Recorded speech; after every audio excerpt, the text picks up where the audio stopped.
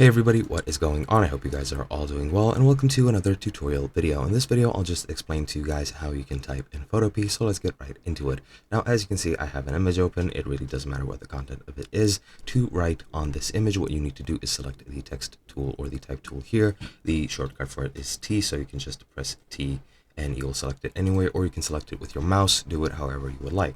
Now, what you can do is just click on any point, and here you can start writing the actual text, and that will be the start point of the text, or you can just create a box by dragging it to select where the text is going to go. Then click within it, and you can pretty much fill it in with any text you would like, and that is pretty much it. Now, you do have other options.